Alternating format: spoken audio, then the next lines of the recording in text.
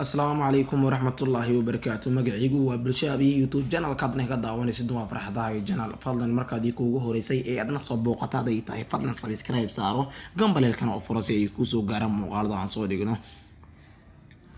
فيديو لايك سار شير قريني اداد دوغو مهدسنتاهي هالهاس aan ku furna hadaad samaysay maanta xubinta barnaamijka aan ku soo qaadan doono waxa ay tahay macallinkii xishoodka badnaa ee madaxweynaha noqday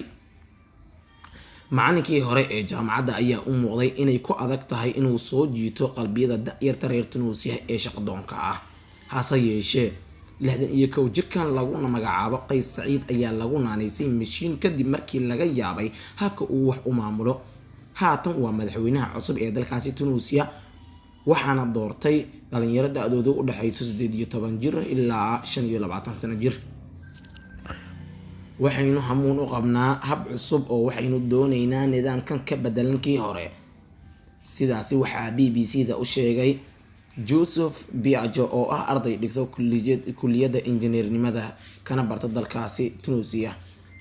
inta badan way dhacdaa inay siyaasiyiin tiro ah ay ku guuleystaan codad badan hase yeeshee Mr. Zelensky iyo waliba Donald Trump ayaa waxa caawiyay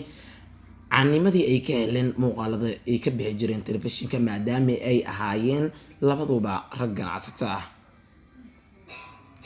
jawaabaha uu ka bixiyay shaqo la'aanta dalka ka jirto madaxweynaha cusub ee lagu naanayso mashiin maadaama uusan ahayn mid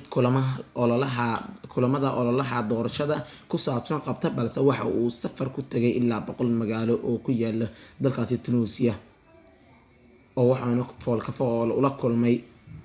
codbixiyaasha Mr. Saciid xoogaga shisheeye ama gacan dibadeed taageero ma uusan ka haysanin asagoo sheegay xitaa inuu baasaboor dalka kaga bixa uusan haysanin marka uu dadka la kulmo gaar ahaan dadka da'yarta reer Tunuusiya waxay weydiin jireen sida uu wax ugu qabanayo shaqo la'aanta baahsan ee haysata dhalinyarada reer Tunuusiya waxa uu uga jawaabi jiray hab cilmiyeysan oo ay ku wada qanacsan yihiin mana ahaynin isla weyn